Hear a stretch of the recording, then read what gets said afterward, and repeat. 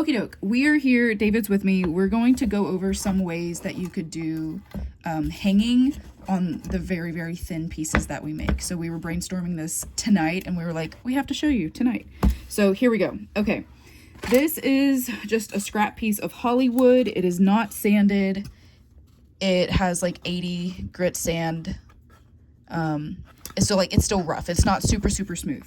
And we have a few ways that you can hang them. Okay, so the first one are these things. They're hammer-in sawtooth hangers. Now, for this piece, even if you hammered it all the way flush with the piece of wood, it would not come out the other side. But if you had a super, super thin piece, like this is a broken cedar ornament, using a sawtooth would almost poke out, it would almost poke out the other side if you hammered it all the way in.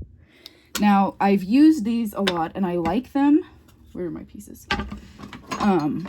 This was a super thin piece of river birch and I used a hammer in and it is not coming out the other side. So that one worked fine.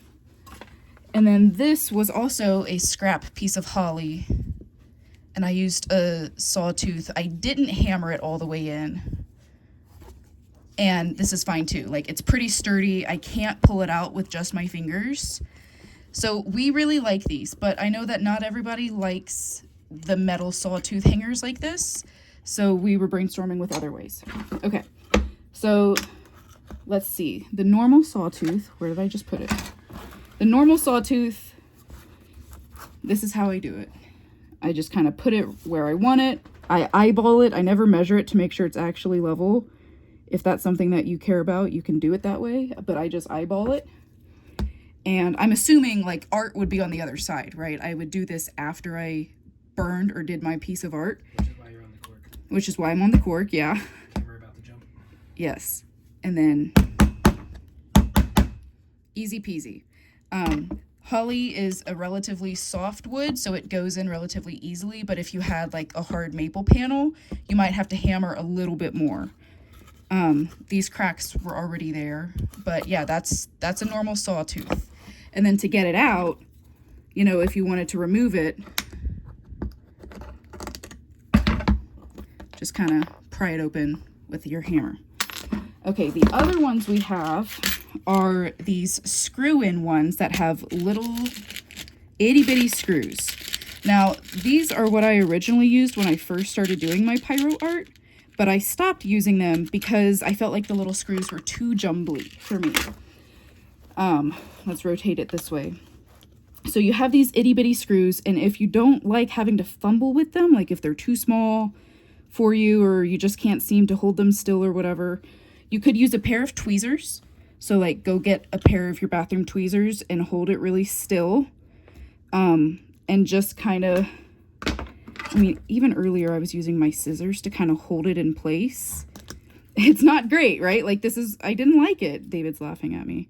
But that's why I stopped using them, because I just felt like I was so fumbly with these itty bitty screws. Yeah, but you can make a hole first. I didn't, because that's not how I did it when I first was using these. So like there's no pre-drilled hole. I'm just going directly into the wood. So I could hold it there, like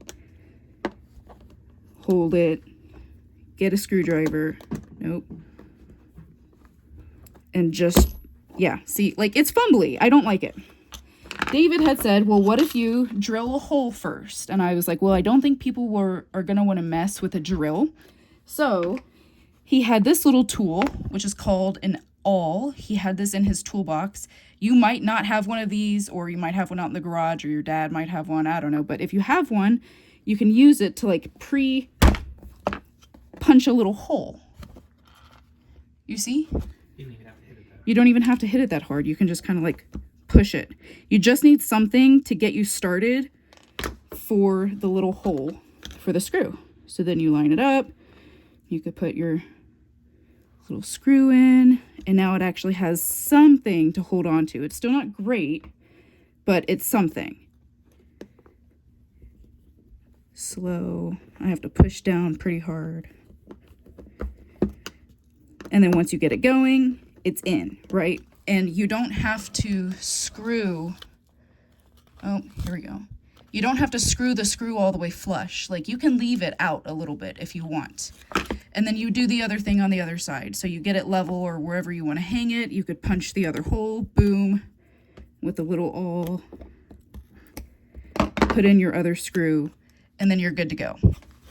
And the screws are very short. The screws are very short. Yeah, let me show you. So, like,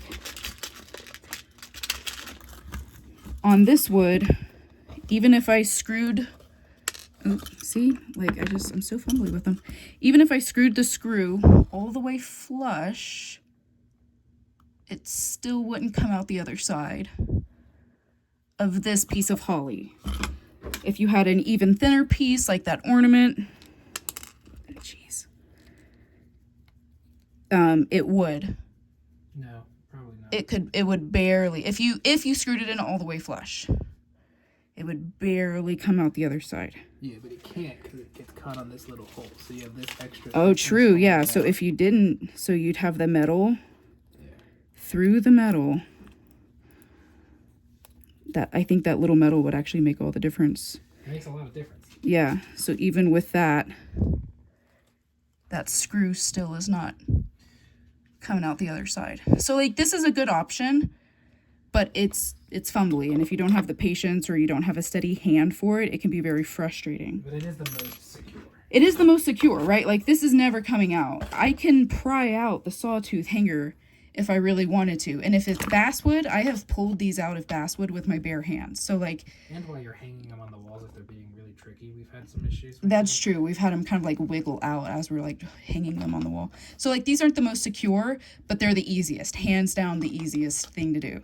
But we were trying with other things too. Here, let me unscrew this. And we were playing with hot glue and wire. Okay. So on this piece here, we were trying, and this is just floral wire, like what people use in bouquets or like garters and things like that. And I just did 2 spots of hot glue, and I used my hammer to kind of stamp it, like a stamp. So let me take you through that real quick.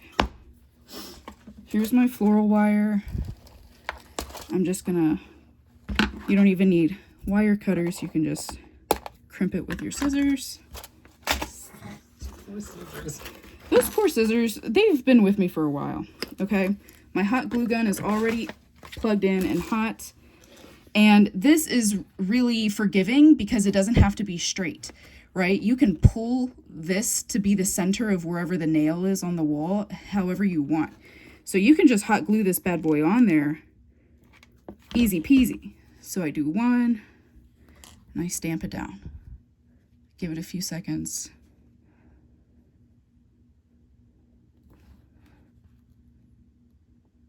How hard are you pushing with the hammer? I'm not like, but I'm also not just like setting it and forgetting it. I mean, I'm applying a little bit of pressure. Just like that. And then again, it doesn't have to be even. They don't have to be lined up. You just need to get it on there. You could also set, I was working with a coffee mug. My brother got this for my mom with his like points in like elementary school. My grandpa is groovy, and my mom thought it was so funny. And she didn't want it because she's not a grandpa, but my brother was so proud of it. So I took it, and I've had it for years. But anyway, I was using that mug, and I did both of them at the same time. I put hot glue, and then I put the mug on the side and just kind of like stamped it and rolled it. And it did basically the same thing. So now this is on there, and like, it's pretty secure. We have a nail. Let's see. We have a nail, and like, it holds, right? It's a very lightweight, David's laughing at me. It's a very lightweight piece, and there's not a lot of pressure. And this ensures that it is hanging relatively flat, like flush to the wall, right? And the wire doesn't need to hang up that high. The wire doesn't have to hang up this high. You could, oh shoot, okay. You could put these two dots further down and have the wire totally hidden on the back side of the piece, right? So that's an option. And then we were playing with, okay, this video is damned. I'm sorry, guys. Then we were playing with, because David was like, how much pressure, like, what's the heaviest you can hang without this sliding out? Like, we're pulling on it pretty good. I wouldn't recommend this for, like, a big piece or a thick piece. But the light, yeah, see, okay, so with a decent amount of pressure, like, my fingers are white, though. Like, I'm pulling, and it popped out. But I can't get this other one. There it is. It's certainly more than the thing weighs. Yeah, I mean, that's like, I'm putting like a bowling ball worth of weight. So if your piece is less than 5 pounds, 8 pounds, it's going to be fine. But if you wanted this to be a little bit more secure, we were playing with the burner. And we were like, okay, what if we burn like a hole into the wood and kind of set the wire into it and then glue it? So we tried that. So here, I'll do it lower so we can see what that looks like. So like, I'm just gonna burn a couple of really deep holes. I'm not going all the way through. But you see how far my nib is like sinking into the wood? Those are pretty deep holes. And then I kind of made like a little bit of a divot for the wire to come out. And now let's try that again. David is laughing at me. I'm so fumbly in this video right now. Thank you, David. You asked me to be here. I know. I feel like I'm adding a lot. You are. It's moral support. Okay, so Sure. I've stuck it into the little hole. And I'm trying to like push it down so it doesn't come out. Put a little bit of hot glue. And then do my little stampy stamp. And give it a few minutes. Since you just pulled that last one, you should pull these ones and see if it makes a significant difference. Okay. I'm not entirely sure that it will. It might not. This could be a totally extra step that is unnecessary. Because if the other way works just fine, then like why burn into the backside of your piece? It sometimes makes fire. It does sometimes make fire because you're burning a lot out of the way. But if you're going to do it this way, I would definitely recommend burning the holes on the back side before you do your art on the other side. That's what I would recommend. So anyway, let's do the same thing over here. Sticking that end into the hole and kind of like pushing it down a little bit. I don't want it coming out. Lay down that hot glue. Stamp. I'm laying down the law. I don't feel like the thunk is Are necessary. you sure? Do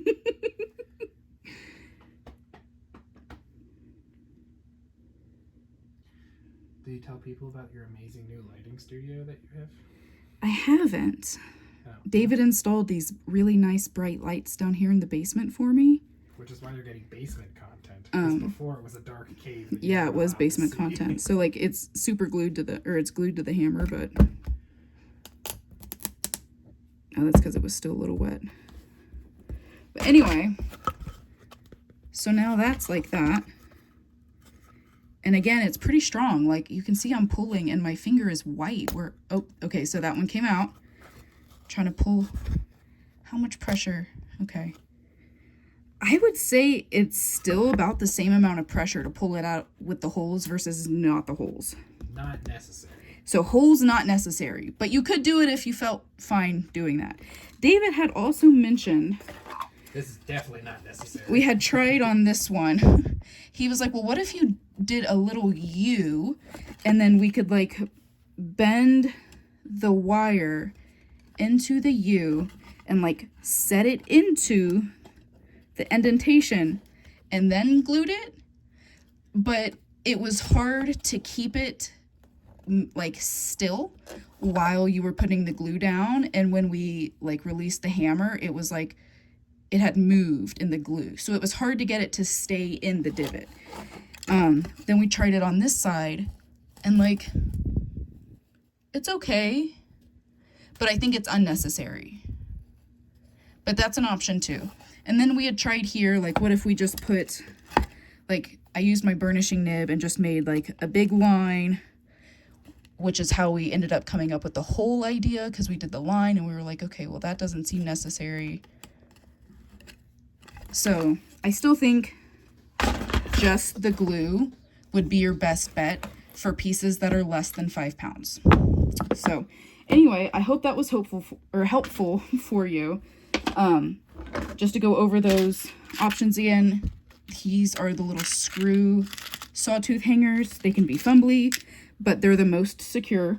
You can get blah blah blah. You can get the punch-in ones, which are less secure but much easier. All you need is a hammer.